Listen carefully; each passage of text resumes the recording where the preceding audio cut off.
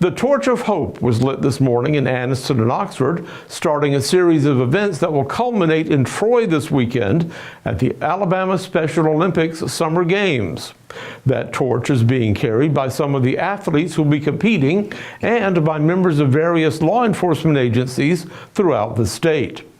Bob Kopus, who serves as the state liaison between law enforcement and the Special Olympics, says the two groups have a long history of working together. First of all, law enforcement for the last 50 years, law enforcement has been the largest organization, grassroots fundraiser for Special Olympics. So we provide funding and awareness is big for Special Olympics. It's all started in Kansas.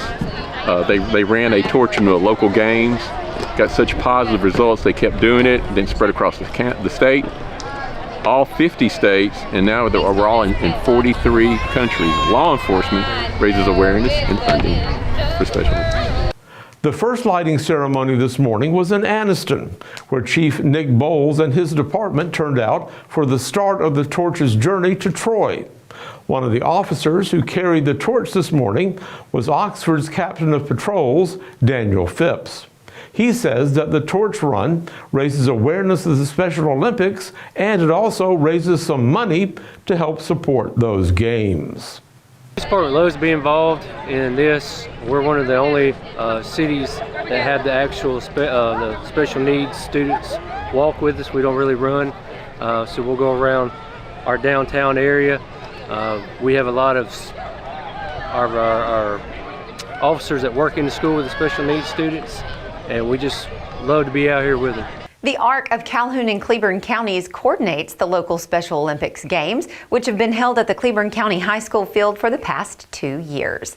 ARC Executive Director Patty Tiller says these games are as important to the participants and their families as any other team sport in the community.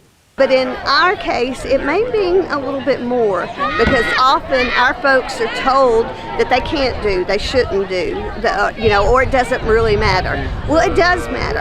And what happens with the local group is they compete locally, and then in this case, what we're here today is for the state torch run. The state games are happening. They're meeting and competing against new people, and they've gone up a level. Not everybody locally gets to go to the next level. So that's very, very important, just like any celebration of any track team or any football team or any baseball team that you see locally. How proud you are of them, we are of these athletes. And Tiller says East Alabama will be represented at this weekend's statewide Special Olympics by athletes in several different sports.